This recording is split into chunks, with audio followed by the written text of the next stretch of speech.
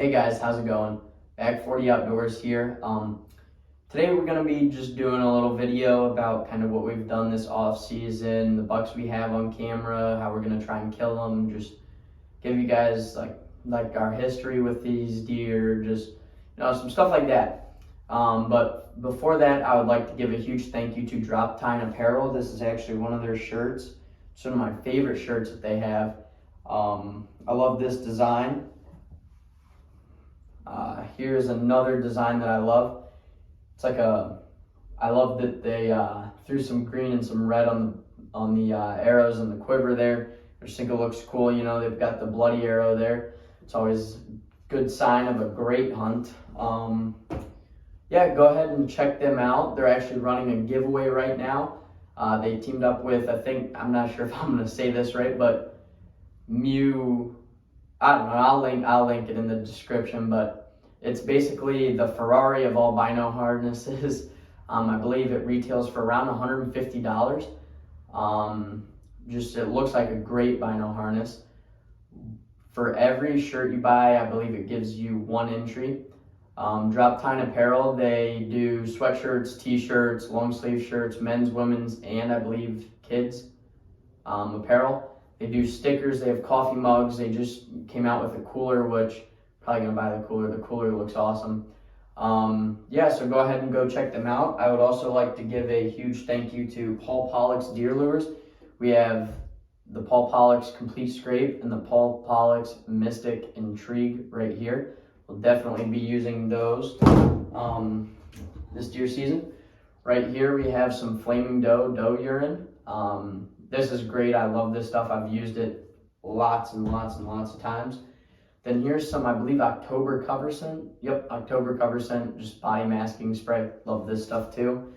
Gotta get your own spray bottles, spray it, but it is great. I love the October masking spray. It's been great for me so far.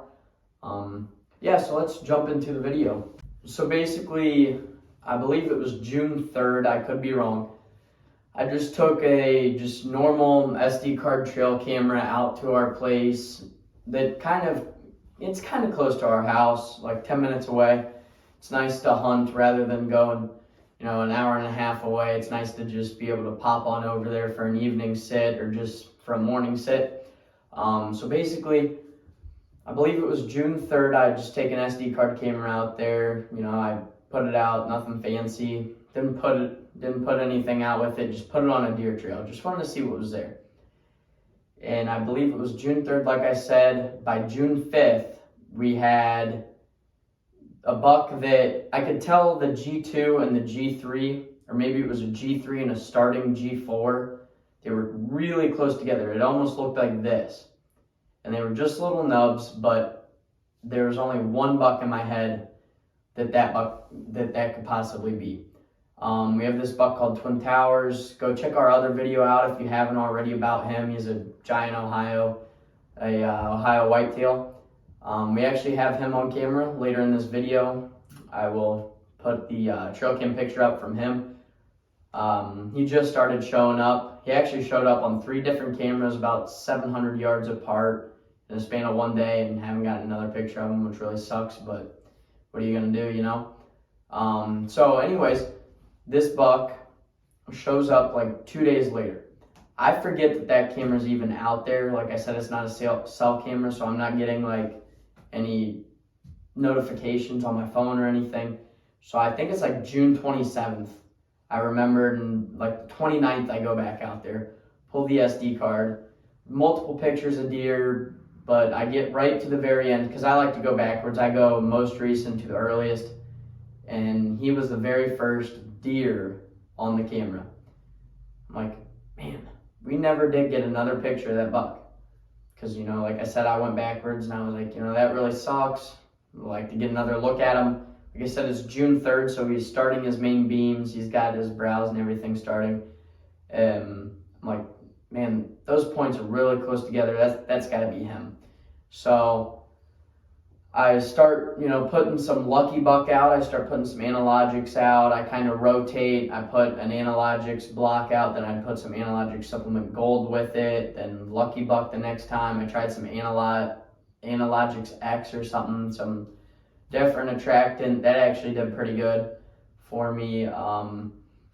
That bug never showed back up, and if I'm being honest, the raccoons and rabbits and groundhogs liked my deer food more than the deer did. So I pulled the camera from there, and I was like, this is the year I'm gonna kill, that buck that we call Twin Towers. So this is probably mid-July. Still haven't gotten any pictures of them. I'm like, you know what? I'm going to move the camera and I'm going to see if I could find them in a different area. Because this buck normally doesn't show up until, like late December. That he winters on our property, nothing else. So I'm like, you know what? I'm going to move it to a different area. It's kind of harder to get to. I'm just going to have to make sure that when I go out there, it's going to rain, wash my scent away, that night or just whatever. Keep my scent out of there. I use some Paul Pollock's Matter of Fact to mask my scent. I've gone through 2 or 3 of these bottles. Anyways, so I'm like, you know what? I'm gonna move this camera. So I take it about 450 yards away, probably more like 400 yards away to this finger. Well, I'm like, you know what?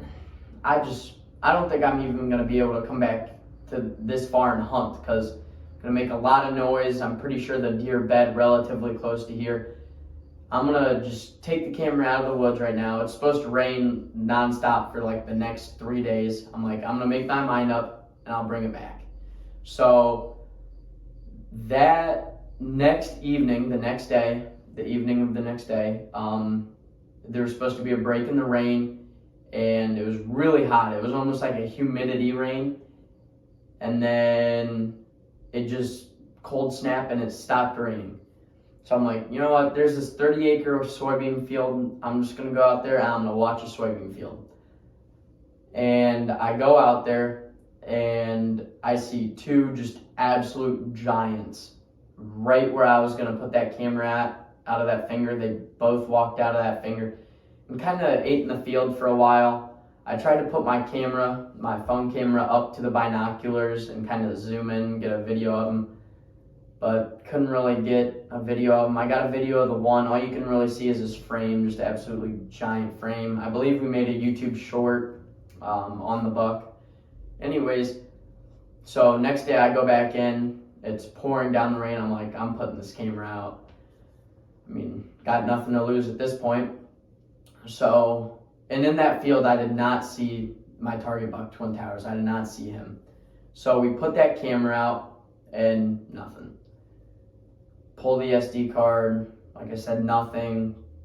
I put it back out there. I'm like, all right, if there's still nothing, then I'm going to just pull the camera and move it to a different spot.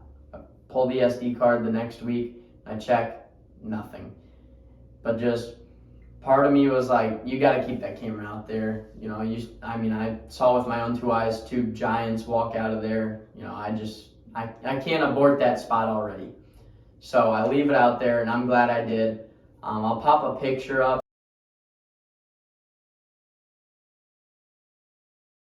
Really foggy, like I said, we had like nonstop rain. It was a really foggy evening. It was like 9 in the evening or 9 at night. And probably 150-inch 10-pointer bedded down in front of the camera, and that's it. He was only in there 1 day. So I was like, well, maybe we've got something here. So we keep the camera out there, nothing. So then I'm like, man, I gotta see what I can do. So I go down the road and I knock on one of the neighbors' doors, and it says no hunting. And I end up going all the way around the block. I have knocked on every door that owns 10 acres at least of property. I've knocked on every single door around that block. Some of them I've knocked 2 times, and one person said that I could shed hunt there. So that was my last resort. I was like, this was last year that I asked that guy. This is my last resort. I go back to the guy's house and I'm like, listen, I know that you already have a hunter here. Can I just put a trail camera out? Can I put a trail camera just in your woods right there? Would you be okay with that? And he seemed skeptical. He was like, I don't know, I got this other guy hunting. And then right when I thought he was about to say, I'm not comfortable with that, he goes, you know what, go ahead. You seem like a good kid. So it's like, all right, thank you, everything. And I walked down in there and I put the camera out. Well, 2 days prior to this, I had bought 2 brand new Moultrie Edge, I believe they're called. Moultrie Edge cell cameras, just purposefully to try and find Twin Towers. 3 days later, or 2 days after having that camera in there, I get a notification at like 10:35 at night. I should have been sleeping. I had school the next morning, and there he was, Twin Towers. I'll pop a picture up right now, or either at the end of this clip, I'll pop a picture up of Twin Towers. So me, I'm ecstatic. I just found Twin Towers. Thought he was dead. If that's not making sense, go back to the other video that I made about Twin Towers. And you'll understand the reference. Anyways, so Twin Towers, he's on the camera. Well, that was at 10:35 at night or whatever. The next day, nothing. No pictures, nothing. I'm like, all right, well, that's normal, he doesn't summer here. Then I wake up the next morning at 6 o'clock or whatever for school, and at 2:30 in the morning, he was 700 yards away on another camera, another Moultrie Edge camera that I have in the guy's property's hedgerow. Like 75 yards off the back of this dude's house. But again, it was 2:30 in the morning. Well, then at 5:45, I believe that night, or 6:45 that night, we get a pretty decent buck walking past our cell camera at a different spot, and you can see the deer's main beam, and it curls up kind of. It has a little bit of a curl, and then you can see the other main beam, which curls a little bit up, but not quite, with a little, it would be like a G6 or a G5 or something, just little 1-inch point. Didn't really think much of it, and then I get another notification 30 seconds later. I look at it, and there's so much sun in this field that can't really see his antlers, but it looks like Twin Towers. It looks like Twin Towers. So I then pieced the puzzles together. It was him in daylight. He walked out into the 30-acre soybean field, and then the next picture we got of him was 4 minutes later, him running back into the woods. The only thing I could think of that would have spooked him was a farmer out in the field, or the camera that we got him on the day, or that night, the 2:30 in the morning picture, that was hay, and the farmer was cutting the hay in that field while he was walking out into the soybean field, which where he walked out and where the farmer was probably 300 yards away. So I'm not sure if you saw the farmer farming over there and just took off running, but you'd think he'd be used to tractors. So, I don't really know.